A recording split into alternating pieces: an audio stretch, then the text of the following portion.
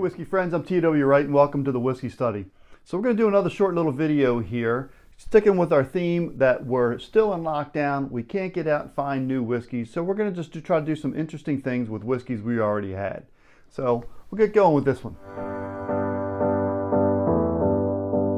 So one of my favorite brands of whiskey is Glenmorangie.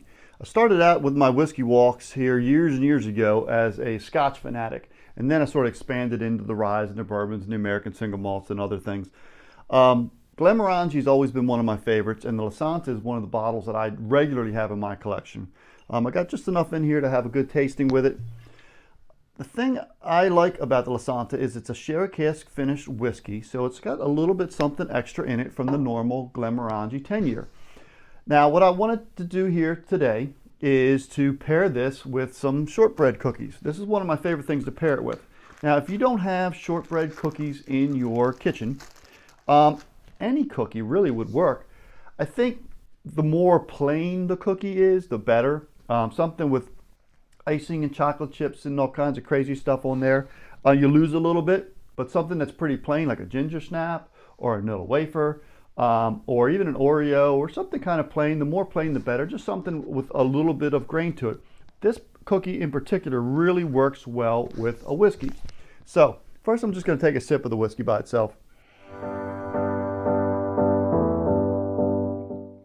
It's a wonderful tasting whiskey. Really got some nice grain notes in there, nice light barrel, oak flavors, and then lots of the sherry cask in there. So what we're going to do tonight is I'm going to take this shortbread cookie, piece of that, chew it up. Give yourself time to get used to. Anytime you're pairing something with a whiskey, don't just stuff them both in your mouth at the same time. Give yourself a chance to get used to the food pairing a little bit first.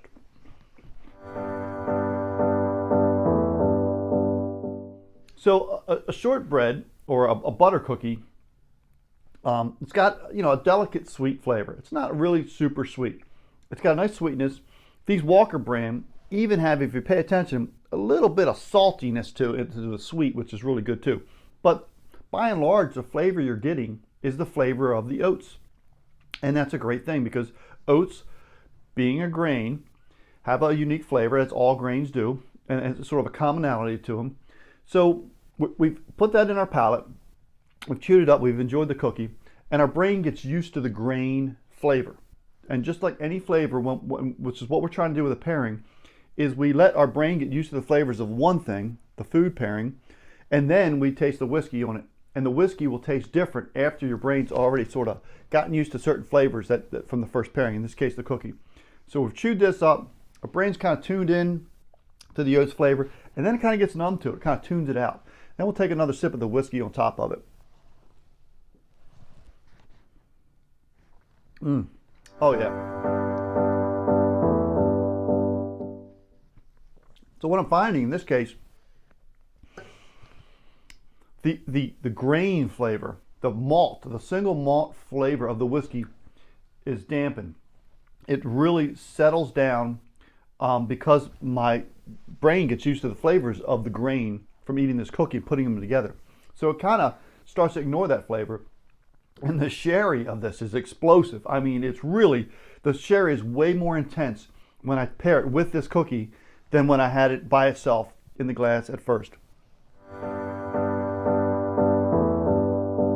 So that's what's really cool about doing certain pairings, is you can actually use them. And what I like to think about is whatever the prominent flavor is in whatever you're pairing with, think about that flavor is going to be pulled away from the whiskey.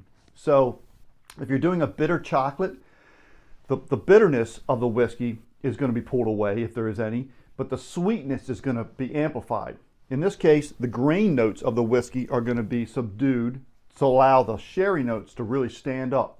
So whenever you're pairing something, whether you're doing a cheese or a chocolate or a cookie or nuts or anything, think about what's the prominent flavor in the paired item, because that's going to be lessened in the whiskey and it's allow all the other flavors to stand up. And it's a great way to take a whiskey that you may be familiar with and kind of taste it in a whole different way. Oh wow, it's like a glass of sherry. This is fantastic. Cheers.